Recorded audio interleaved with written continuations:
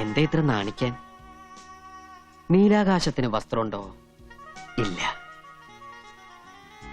ആകാശത്ത് നിലാവ് പൊഴിക്കുന്ന ചന്ദ്രനും നക്ഷത്രങ്ങൾക്കും മുഖം മറയ്ക്കാൻ ഒരു മൂടുപടം പോലുമില്ല. പിന്നെ എന്തേ നിനക്ക് മാത്രം ഇത്ര നാണം?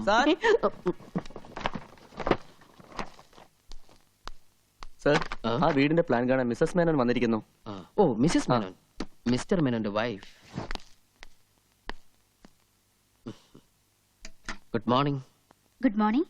ഹസ്ബൻഡ് ഇന്നലെ വിളിച്ചിരുന്നു, എന്തായും ചോദിച്ചു. ഏതാണ്ടൊരു സ്ട്രക്ചറൽ ഡ്രോയിങ് ആയിട്ടുണ്ട്. രമേശ, എന്താ സർ? മിസ്സസ് മേനോന്റെ പ്ലാൻ അവിടെ ഇരിപ്പുണ്ട്, അതിങ്ങ് എടുത്തോളൂ. ശരി sir. Excuse me, tea, coffee, cool drinks, anything? No thanks. Work എന്നത്തേക്ക് സ്റ്റാർട്ട് ചെയ്യാൻ പറ്റും? പ്ലാൻ അപ്രൂവ് ചെയ്ത് കിട്ടിക്കഴിഞ്ഞാ നമുക്ക് നെക്സ്റ്റ് ഡേ വർക്ക് സ്റ്റാർട്ട് ചെയ്യാം. അതങ്ങ് കൊടുത്തോളൂ.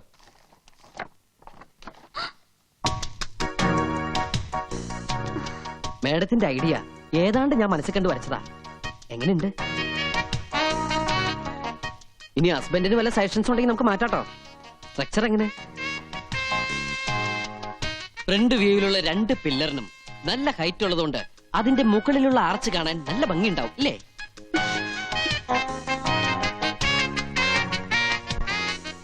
ഏറ്റവും മുകളിൽ കാണുന്ന ആ 2 സ്തംഭങ്ങൾ. ഹസ്ബൻഡ് ഗൾഫിലാണെന്ന് വെച്ച് എന്ത് തോന്നിയ സാവന്നാ? വീട് പണിന്ന് തോന്നിയാണോ മാഡം? കണ്ട മാന്യൻ മനസ്സിലിപ്പോ. ഇവർക്കെന്താ വട്ടായോ? അയ്യേ, അല്ല,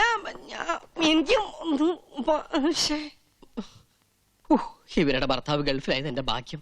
എവിടെ തിണ്ടി.